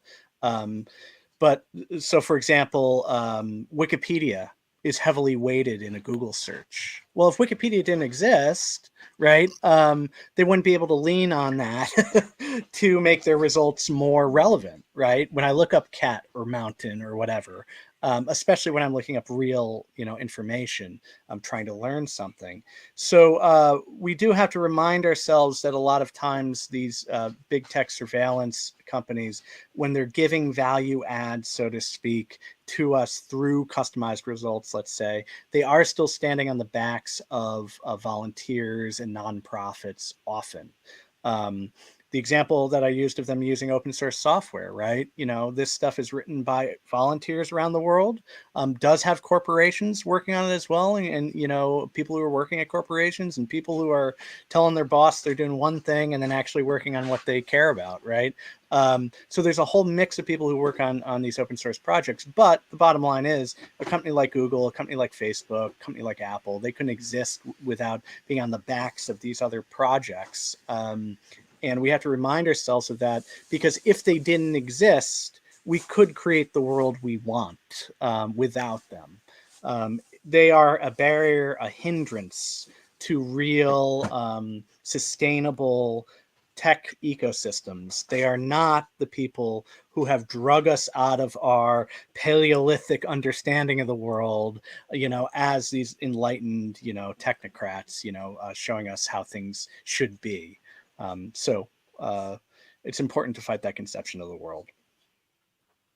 I have one question for you, Sean. You had mentioned that, if things maybe go a certain way in the US, that you would, have to look internationally. Where internationally were you thinking? I mean, I'm just interested to hear of countries that you may know of that are, that do support this encryption and things like this. Sure. So traditionally, Central Europe and Scandinavian countries have a strong, I'd say, internet activism culture. Now, that does not mean they are necessarily free, so to speak. We know, for example, how totalitarian places like Sweden can be, and so on. But, you have groups like the Chaos Communication Congress in Germany. You have some really good hacker groups and hacker collectives there. Switzerland tends to be the place that folks look when they want to have a real secure, encrypted, private service. As we've learned, though, they are not beyond being infiltrated, right? There have been famous cases recently going way back where basically they were breaking encryption in old typewriter-style encryption machines. And when those companies became digital companies, they still had NSA folks calling the shots, right?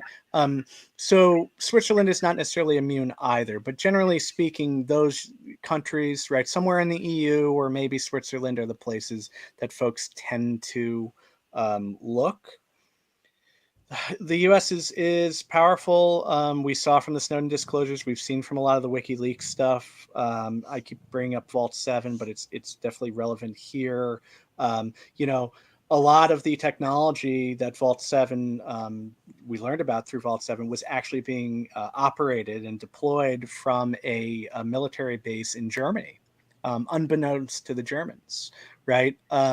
So it's not as if these are necessarily safe havens, but generally speaking, if you can get a service in one of these countries that at least has a legal framework that is not designed to screw you over and allow warrantless search and seizure, at least there's some barrier there, especially if you're not under the full, you're not fighting the full might of the US government. It's a good thing to have your emails in Switzerland or a place like that. Yeah, I'd say. Mine are. So looking into the future, what do you think some milestones would be to show, I don't know, that we've built something more permanent? Because you were talking earlier about, yes, we have victories, but none of them seem of great permanence. So what would be some of those big tells that would show that? Sure. So if we can get start with the basics and get actual messaging right, So if we were able to have end-to-end encrypted messaging that also has decentralized, or what some people call nomadic identities, right? That you can move from service to service or server to server and so on. If we could get that to be popular and used by a lot of people, I would consider that a big victory, and one that's really hard to roll back, right? Signal is great, right? Some of these other services are great. I recommend them, but I'm really thinking more about a service like matrix.org, right? Where you can run an encrypted server on your own hardware, out of your own home. And now you can tangibly pick up that device and toss it in the trash if you want to, or you can move your identity from your friend's server, from your server to your friend's server, or to a server halfway across the world. I think if we could have that be popular, because you can do it now, you just need to know a lot about technology. If you can get that to be something that is used by, a 9-year-old kid, that would be the kind of technology that I think, or the kind of win that, and by the way, also a 90-year-old person, then I think we've won something. We have to start thinking about tech as not necessarily a shell game for investors to put massive amounts of capital and then shift it around.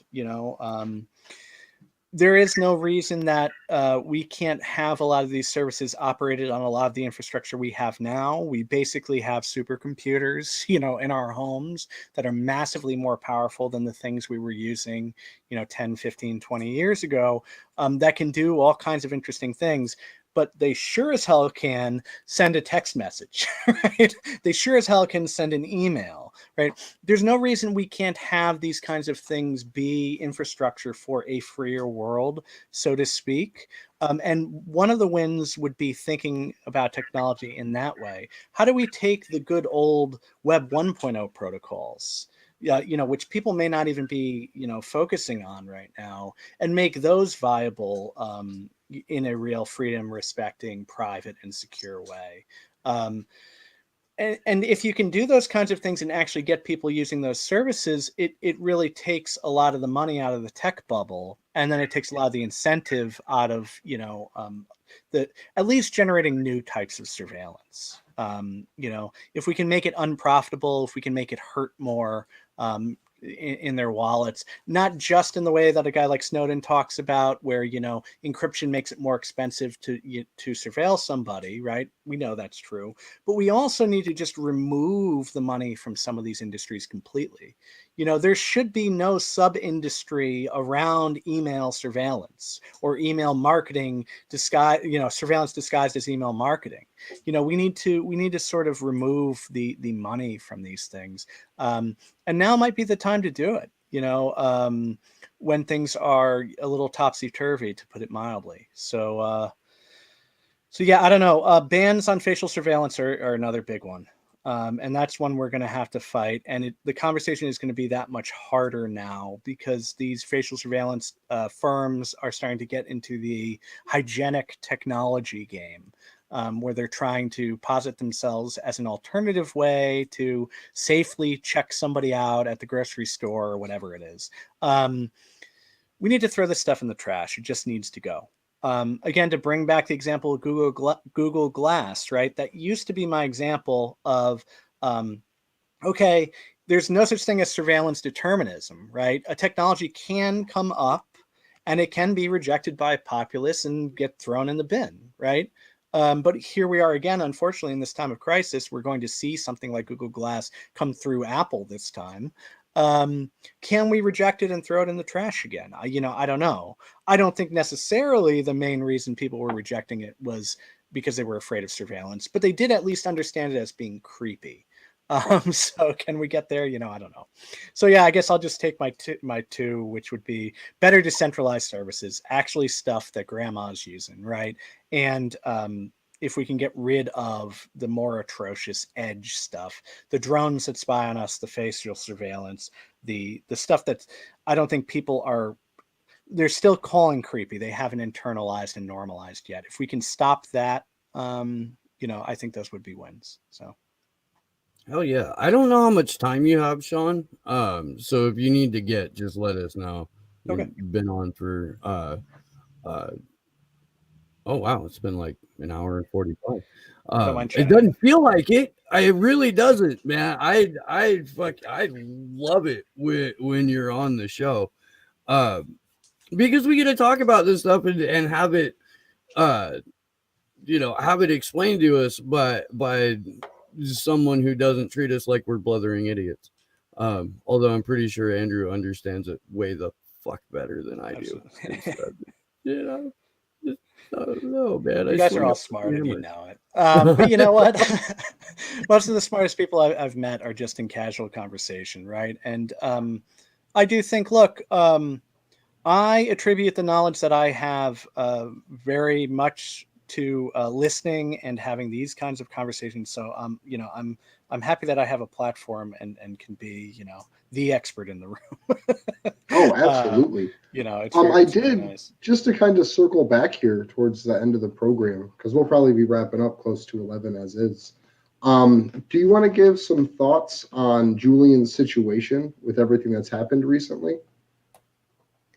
Yes. So I haven't been paying as much attention as I should. So do you want to give me a summary? Absolutely. Yeah. So this goes back probably about 2 or 3 months now. Julian had his bail denied amid the COVID-19 pandemic. I don't know. Yeah. They've had multiple prisoners die there. Official numbers are 2. Unofficial numbers are way more than 2, and that the prison's in chaos. Those are paraphrasing, but more or less Julian's words. His court trial has been postponed until September. I believe it's September 7th is the kickoff date. And at least for the foreseeable future during this COVID-19 pandemic, he's going to be kept in 23.5-hour-a-day isolation with almost no ability to contact anyone, including his legal team. So that I all knew. I thought maybe something happened like today or like, Oh, no. No, there's a case management hearing on the 1st of June. Okay. Cool. And I'm not really sure. I mean, they basically every 30 days or 28 days, he has to present himself to the court, although he hasn't been able to do that through video link for the last 3. I mean, we're talking about a situation here where this is inarguably the biggest press freedom trial of the last 50 or 60 years, without a doubt. And the person who is being tried has no way to communicate with his legal team. He was for the first 6 or 7 months that he was in Belmarsh, he wasn't even allowed to access the documents that were going from the court proceedings. Like, no way to help himself prepare for his defense. And just as we started seeing a lot of movement from the professional class, for doctors for Assange, barristers for Assange, an international organization, entire Council of Europe released a statement where it was a unanimous statement in support of Julian Assange. And then boom, COVID hits, free assembly is canceled. The ability for people to meet was switched over to video format, and most people went to Zoom just because it was convenient. And Zoom, as we all know, is garbage, hot, steaming garbage. Which is why I think that Jitsi is a much superior way to meet. There's a platform in the UK called 8x8, which is almost identical. Yeah. But as far as like earth-shattering updates, the most recent one that came out through the gray zone. We talked about it a little bit before you came on, showing a direct link with Sheldon Adelson and UC Global, Lynn Moreno, and the CIA. That's a huge story. And as that gains some traction, I do think that people who are kind of on the fence about Julian's situation are going to be brought over to the right side of said fence, because even the NPR liberals who may be under the impression that Julian Assange was partially responsible for Mother not getting elected, like they dislike Sheldon Adelson much more. Like, he's a more visible target, and he's a local target, at least in terms of being a United States citizen. I think it also So makes it harder for folks on the right to believe that Trump is somehow going to be Julian's saving grace as well. Oh my, it is so mind-boggling to me how there are still Trump supporters who are able to maintain their perfect, impermeable bubble of ignorance when it comes to Julian Assange. That's because of the large amount of radio silence and general ignorance around Julian's case on the right. And this isn't to anyone specific or any specific group, but just like I watch a lot of YouTube videos and I comment in a lot of videos to get people's responses and talk about what they think and feel about certain things. And a lot of times it's like the underground right-wing movements that like Trump's the savior, know absolutely nothing about Julian's situation, but can tell you like to a T what happened to Michael Flynn. So there's this paradox that exists within portions of the right-wing internet culture, I guess, that it's, well, this guy, we're just going to not talk about him at all, where the rest of it is Daddy Trump's coming to save the day. So I think that it, in a large part, has to do with a lot of people just not even being exposed to any information about him at all. Yeah. So on Julian's case, I guess I would say, without getting too much into the political background, because I think you did a great summary of, and also the perception out there, of both camps, the liberals and right-wing folks. I was very doom and gloom when Julian was pulled out, let's face it, assaulted and yanked out of the embassy, right? I thought that it was going to be very quick, the proceedings, and their ability to get him over to the United States and into some, dungeon in Virginia where Chelsea Manning, et cetera, has been, right? So I did not have high hopes. It is hopeful to me in a sense that we at least are still having this conversation, that he has not yet been extradited. However, the COVID worries are obviously awful. The treatment has been abysmal. I don't think there's been any better visceral and sort of, tangible evidence of how much they're treating him like he's like Hannibal Lecter or some serial killer or something than that whole keeping him behind glass thing they were doing a couple months ago. And I do think that kind of imagery will get folks who are on the fence, as you say, to say, hold on, something's going on here. This doesn't add up. The thing that's impressive about Julian, as always, is his ability to maintain composure and also keep his mind sharp. He will point out, and has been punished every time he's done it, how much he doesn't have the ability to talk to his lawyers, right? Or to look over the facts of the case, or, maybe they'll give him, some short period of time and he's supposed to, study hundreds of pages or something. And he's sharp enough not to play those games. He's sharp enough to still have enough recall to remember what has happened to him in any way. If that were me, right, I don't think I would have cracked by now. There's no doubt about it. And to be able to be that sharp and so on gives me hope that, he can outlast this.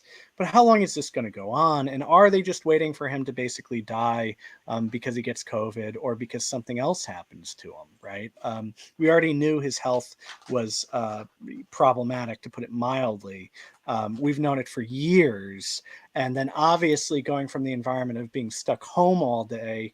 By the way, I've been pointing out to everybody who is complaining about, being indoors so much for the pandemic, if they've ever said anything about Julian Assange, oh, it's no big deal to be under house arrest, people can't handle a small taste of that, without going a little nutty.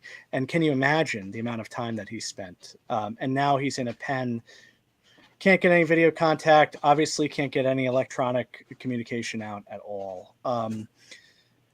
I don't know what to say about it. There have already been a lot of really good actions, and I'm glad you guys have been keeping that energy up. I know you had the rally that was coordinated in Washington and London and so on a couple months ago. It's hard to keep that energy, and I hope that we're able to do that, and also do that in such a way where we can bring back in, once again, the types of groups like Anonymous and the digital freedom fighters and so on to care about Assange again. Because I do think there has been some forgetfulness about it. Just like people need to be reminded that we're still at war in Afghanistan and Iraq and so on. This has gone on for a really long time, and people need to be reminded, myself included. It's just hard to keep it up, so. Yeah, this is one of my bigger frustrations, because I do think that there's, if there's any kind of distraction, then people are going to gravitate towards the distraction. And I see this in independent media so often. I personally think, and you've been on my show. Like I make a point on my show to not hyper focus on anything. I talk about a number of different subjects, and I think that consciously or unconsciously, content creators who only focus on one or two issues are training their audiences to tune everything else out. And when it comes to something like press freedom, when it comes to something like our ability to do this right now, and to do it on an encrypted platform, on a peer-to-peer network, to do it without, minimal Kevin interference. But it's something that affects everybody. And Fiorella Isabel was on the show last week. She's a co-host of the Convo Couch. Great show. But they kind of compartmentalize everything into Pasta takes care of civil liberties and Fiorella takes care of social justice. And she had not heard anyone say to her until last week, everything that you care about in terms of social justice reform gets thrown to the wolves if we can't have the free flow of information. And that's what the fight to save Julian Assange is 100% about. The ability to have access to an unspun, primary source document or series of documents that then we can decide for ourselves how to feel about. And that's why Action for Assange is a post-partisan movement. Yeah. Because we can't even have an honest discourse about how we feel about this issue or that issue if we don't know what we're fucking talking about. And people need to be reminded as well, as far as journalism goes, all these discussions that we've had about journalism in the last couple of years have been, atrocious in general, and besides the point at the very least. But one of the things that's not pointed out pretty much ever, except by a handful of individuals, is how much WikiLeaks changed journalism, right? The idea that some internet startup style magazine, basically like a Gizmodo or even Vice or some of these, can have a story based around a leak of a database or spreadsheets from some important person or conversations and in chat logs and so on. Looking at that direct, primary information, really being a good researcher and having a story about it that tells us more about the world that we live in, how power relationships are. I'm not saying all those outlets are necessarily great at it, but the way that journalism is done is completely different now. And we'll see all these symposiums. I see them all the time, in academia about, journalism is so different than it was 2 decades. It's like, but give WikiLeaks some credit, if not a huge amount of the credit for that. And of course, it goes back to the ideology that Assange, or the ideals, I should say, that Assange helped instill in the organization. You know, information needs to be free. We want to have as much uncensored information out there as possible because we need to keep an eye on the powerful, right? To keep power in check. So yeah, that's really important. Hey, Sean, can you stick around for a few minutes? We're going to wrap up the show, but I got a couple of questions I would like to ask you off camera, so to speak. Sure. Yep. All right. And I'm going to mute because it's 8 o'clock and my whole fucking town sounds off sirens and howls like goddamn idiots at 8 o'clock because, you know, they all wear masks and do what Gavin Newsom tells them to. I guess I'll say just one last thing here for myself. I'm working on some internet history. I have a little more time to do writing right now than usual. Slow down in some areas, speeding up in others. But so I'm trying to put together some good examples for a sort of horizontalist look at the history of the internet, at least the last 20 years. So if folks in the audience have ideas about stuff that I need to cover or I should really look at, I'd love to hear about it. Feel free to contact me. I'm easy to find, Twitter, whatever. You can reach out to me, and that would be great. What I'm trying to do is not be myopic about it and only coming from my own head. So. One thing I would like to toss in there, and then I will wrap the show up, is Susie Dawson has a great piece about the expansion of the Five Eyes surveillance state within New Zealand that has parallels into all of the other Five Eyes countries that secure the internet infrastructure of the world. So that's a big, at least to me, one of the things, like how did the surveillance systems develop in and of themselves? Yeah, New Zealand is used as a frontier for some reason. I think it partially has to do with proximity to Asia and powerful Asian states, but also it's just the way that it's grown up. And yeah, Susie does incredible work, so I'll definitely take a look at that. Sure. But I would like to thank you, Sean, for joining us, as well as our guests for viewing this evening. You can find me personally on Twitter at Andrew Zigman. You can find us on Twitter at action_4 Assange, as well as on Facebook, Periscope, Twitch, and a bunch of other platforms. Rockfin, we're streaming to now as well. But yeah, some final thoughts on where people can find you, Sean. Sure. So feel free to reach out to me, privacysafe.tech. Take a look at what we're trying to do there with classes. We're going to be adding more to the schedule. I'm going to be uploading some sort of preview materials this week. We're going to be showing people how to do some cool stuff with privacy auditing their own network, which will be awesome. On Twitter, I'm at Sean O. Diggity. Also Yale Privacy Lab. And you can find me on all the alternative and federated networks as well if you're into that sort of thing, and I hope you are. So that's great. And thanks, Sean. It was really super informative, and I'm looking forward to your classes. I will definitely be signing up for those. So I'm Kendra Christian. If you want to follow me, I'm on Twitter at edebs13. And if you want to follow Denver Free Assange, that's at DNV Free JA. Just want to say thank you to my co-hosts and thank you to everyone in the chat and also to Josh and Kimber. Thank you. My name is Steve Poikinen, and I host a show called Slow News Day. You can find it here on YouTube by typing in Slow News Day Podcast into your search bar. I am also on the Rockfin and D Live and occasionally Periscope when they're not completely hammering my thread or my live stream. Elizabeth Voss will be my guest tomorrow. So please tune in for that. That'll be 8 p.m. Eastern, 5 p.m. Pacific. And either Sam Tripoli or Jared Beck or possibly both of them at the same time will be Sunday. So how could that not be fun? Like 3 white dudes screaming at each other in agreement for an hour and a half. Like, that's just, it's Christmas. It really is, without the family guilt. we love you guys that are watching right now. We do. You're fucking just wonderful people. I would like to remind you to please share that GoFundMe if you can. And if you can donate, that would be even better.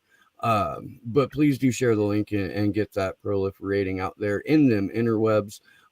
Thank you, Sean. I do. I love it when you come on the show, either this one or mine. It's always a great time. Thank you to Sleepy Josh on the 1s and 2s and Mean Panda for the graphics. And yeah, we'll see you Saturday. Good luck to us all.